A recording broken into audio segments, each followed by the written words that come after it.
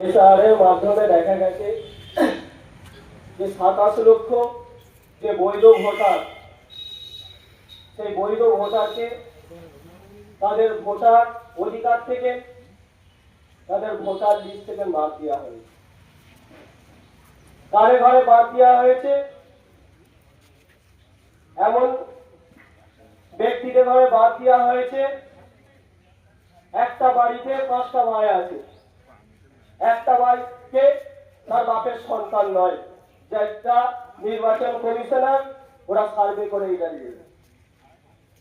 তা আমি এইটাই বলতে চাইছি, রাজ্য সরকার যিনি ক্ষমতায় আছে তিনি বাড়ি বাড়ি যে সার্ভে করুক।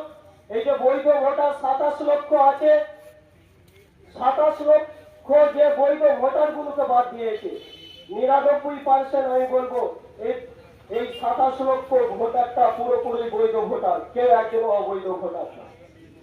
আমরা দেখেছি আজ থেকে 25 বছর পিছনে আপনারা চলে যাবেন, যখন এলাকায় সার্ভের জন্য এসতো যে ভোটার লিস্টে নাম তুলতে হবে।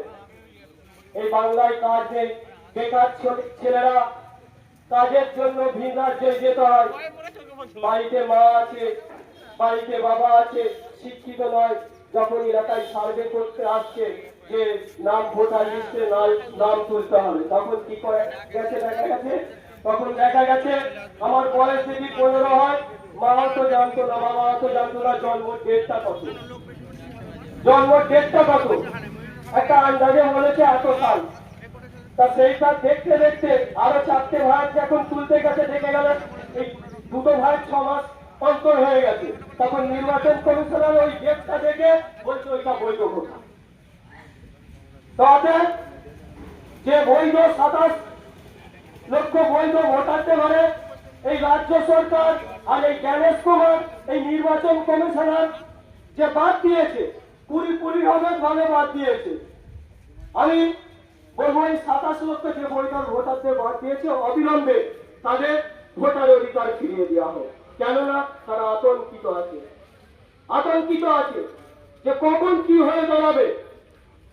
আমি রাজ্য সরকারকে বলবো, যদি ওনারা রোহিঙ্গা হয় তাহলে প্রমাণিত করুন এই রাজ্য সরকার যে ওনারা রোহিঙ্গা, আপনারা প্রমাণিত করুন, লিস্ট তৈরি করুন।